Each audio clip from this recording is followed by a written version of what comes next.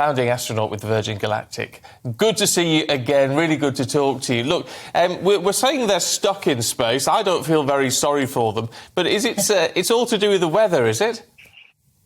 Yes, it is. It's basically there's too much wind just off the coast of Florida, and therefore it's just too risky to land. Essentially, these things happen. The good news is you can actually predict it, as opposed to trying and then having lots of trouble on re-entry. So yeah, I'm afraid they're stuck for a little bit. They're due to come down on Monday.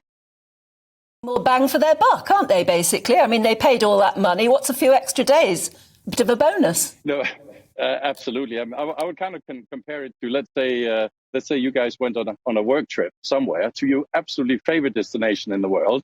Let's say it's the Maldives or the Caribbean or something, the best place you could ever imagine to be. You're on a work trip.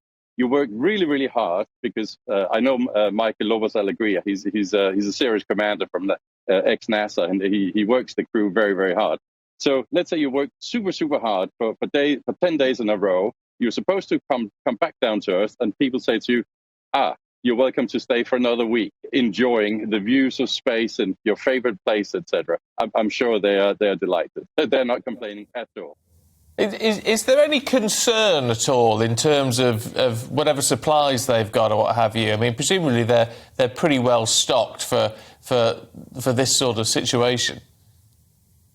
Yes, I mean, there would be plenty of supply on the international space stations. There are currently 7 government astronauts, if you like, up there, 3 Russians, 3 Americans, and 1 European. They would have ample of food and supplies, et cetera, et cetera. It will have cost implications, though, because just for your reference, it actually costs about $2,000 a day in terms of having food per person on the international space stations. And in terms of supplies, you got to budget in about $100,000 a day, more or less. So it does have cost implications, extending the trip by another week. But I'm sure if they're paid $55 million each, I'm sure they can afford it. So no doubt they'll enjoy it. But they're not going to run out of supplies anytime soon. I'm sure there'll be lots of people watching and listening who are thinking, if you've got Russian and American astronauts on the same space station, given what's happening in Ukraine, will that affect them in any way? Or are they, to quote a silly word, but are they above all that? Quite literally, they are above all that. And within the space community and amongst astronauts, we're all good friends. I mean, we're a little bit seeing the world from above, I should say. And my God, it would be great to send some politicians up there to have the same view. So the politics amongst the astronauts, do not get affected by it.